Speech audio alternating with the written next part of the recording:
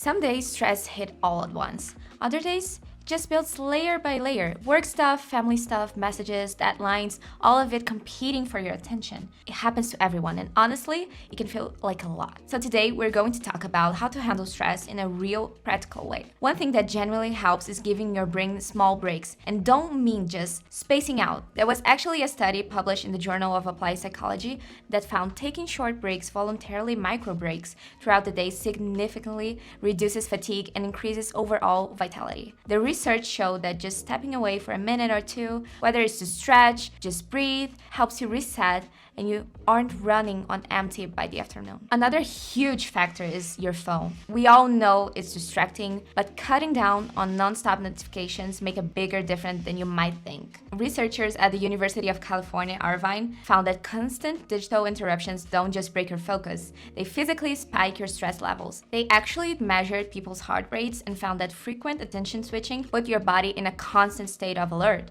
which leads to higher stress and more frustration. So simple things like putting your phone on, do not disturb, getting outside for a short walk, or writing down the thoughts waiting on you, these aren't just nice to haves. They are scientifically proven ways to lower that physical stress response. But sometimes stress goes beyond what these everyday tools can solve. I've had moments like that myself where the stress started affecting my focus, my sleep, and then even my relationships. That's when talking to a professional made a noticeable difference. If you ever get to the point or even feel yourself heading there, reaching out for support can really help you get back on track. And that's where platforms like BetterHelp can come in. It's not a magic fix, but having someone to talk to without hassle of schedule or driving across the town made a lot easier for me to actually stick with it and get the help I needed. Their therapy service is 100% online, so I didn't need to travel, wait around in waiting rooms, or miss work or class and make it to appointments. You can get help on your terms from the comfort of your own home. Currently has over 32,000 licensed professionals in their network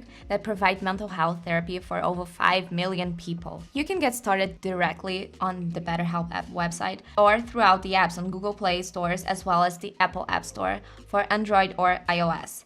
On both counts, the app is free to download. Once you get started, you'll go through a series of questions about yourself. It's important to answer them completely and honestly. This questionnaire process is what will help the website to connect you to a therapist that aligns with your needs and preferences. And if you're thinking on trying BetterHelp yourself, you'll find a link in the description that gets you 20% off your first month. It is an affiliate link, so I may earn a small commission if you use it, which really helps to support the channel. Once you're finished with your questionnaire, BetterHelp will match you with a therapist. This process can take hours to days depending on the therapist's availability. Before getting started, you'll be shown your individualized financial plan upfront. Prices for BetterHelp range from $70 to $100 billed weekly for one live session and ongoing messaging, to $280 to $400 for 4 live sessions and ongoing messaging billed monthly. Your location, doctor availability, preferences, and referral sources all factor in the cost. For me, the cost was more affordable than local in-person options, and the hours were more convenient too. Paying for your therapy is pretty straightforward. They don't take insurance, although it is something they are working on, but they do accept FSA or HSA, as well as credit and debit cards, Apple and Google Pay, and PayPal. Once you're assigned a therapist, you'll have access to the portal. You use this hub to message your therapist, schedule and attend sessions, complete journal prompts, and attend webinars. Live sessions run from 30 to 45 minutes long and can be done by chat, phone call, or video call. Getting started, I was nervous. I had all these stereotypes of what therapy looked like, and I had no clue what to expect. But my doctor really listened to me, and I've never felt judged. She helped me understand I wasn't alone and things will get better. She taught me ways to manage my stress at home that I do to this day, and now I've shared with you. We would spend the time just talking. Sometimes there will be a particular topic I would want to work through, or sometimes we would just go through things that happened in the past. But I was in control all times. If it wasn't comfortable, I would change the topic. If you feel your therapist isn't a good fit, you can switch to someone else at any point. The process is easy, and you'll be given 10 to 20 alternatives to choose that fits your needs. Now, your therapist cannot describe medications to you. If that is something you both feel like is the right path, they can point you the directions to get those resources. Going to therapy can take time, but it doesn't mean you have to go the rest of your life if you don't want to.